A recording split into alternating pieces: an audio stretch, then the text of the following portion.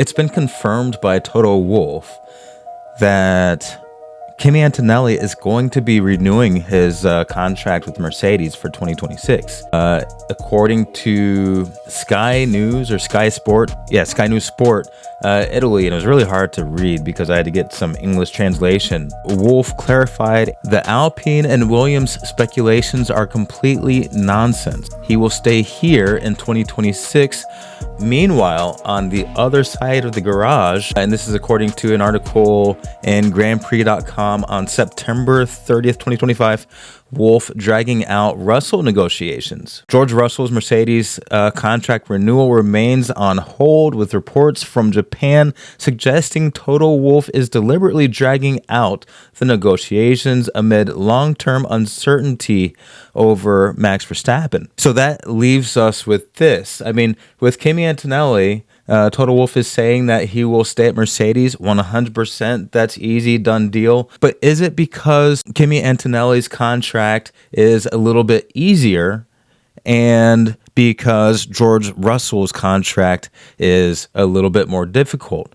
Toto Wolff is still holding out hope that Max Verstappen will leave Red Bull for Mercedes in 2027. I don't have the details on whether or not Kimi Antonelli's contract is for 2026 and 2027, or if it's just for 2026. Because if that's the case, then it might suggest that the Kimi Antonelli contract was easier both financially and time-wise, and that the reason George Russell doesn't have one is because he wants more money and more time with Mercedes than does Kimi Antonelli. So, you know, the rumors that Toto Wolff favors Kimi Antonelli over George Russell, I don't necessarily think are true. I think what is really the case is that Toto Wolff favors Max Verstappen over both of them,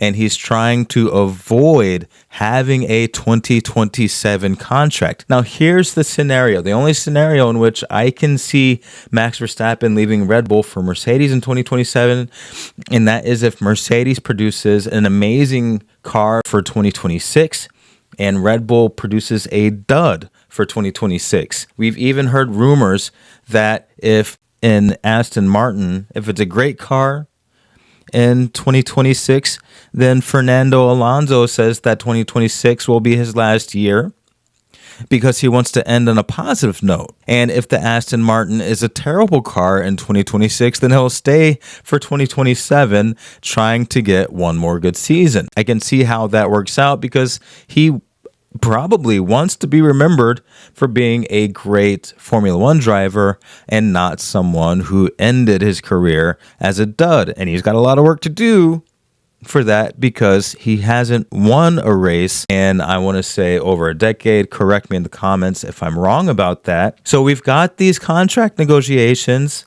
for 2026 and like, really, a lot of drivers are going to be making their decisions based on how well the cars do. You can guarantee if any team produces a dud in 2026, you can almost guarantee that the drivers of those cars are going to be running for the hills because they don't want another 4 years, like Mercedes had, in a terrible car. Let's talk really quickly about Max Verstappen's run at the Nürburgring. He won by 20 seconds, and before his co-driver, can't remember his name, took over, they were actually winning by something like 62 seconds. Now, keep in mind that they're racing against amateur and pro-amateur level drivers, and I think the top, like the pro level drivers, I think we're still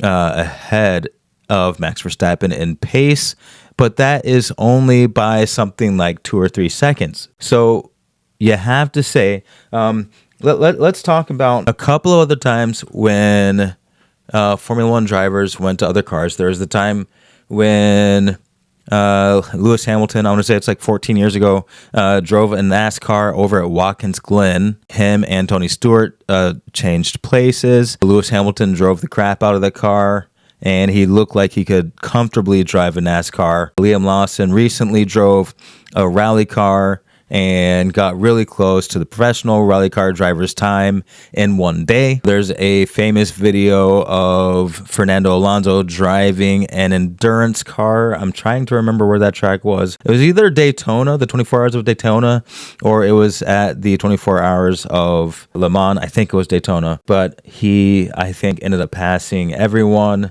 And then what was another one, a Formula One driver? Well, anyway, there's one more kind of in reverse. Oh my gosh.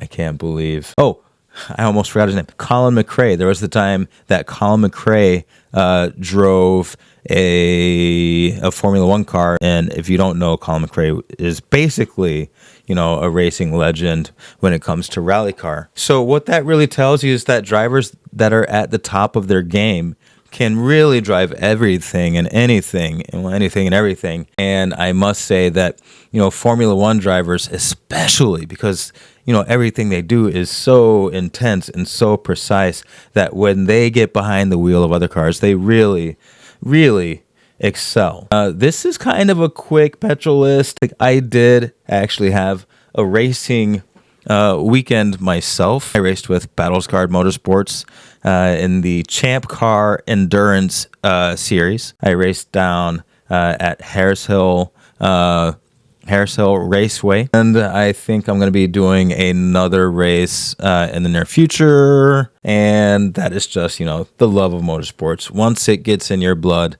you're itching to get back out in a race car. At the end of this, I'll show a little clip of me driving. Unfortunately, this was a warm-up lap, or not a warm-up lap, but this was an out lap, so my tires weren't really fired up, so you're going to see some cars passing me. I promise you, once those tires got fired up, I was in the hunt for positions and keeping pace and whatnot. I mean, I wasn't faster than the fastest cars, obviously, because, completely different cars. Miatas are really fast on this track. You can only use the grunt of a Fox body Mustang really on the straightaways. Mazdas, the Miatas are a lot quicker around the corners. But this video, if nothing else, enjoy the sound of a very menacing sounding American V8. And with that, I am out. This has been the Petrol List. I have been Dalton, and you have been great. Thanks again for watching. I'll be back next week to cover the Formula One race. All right, see you next time.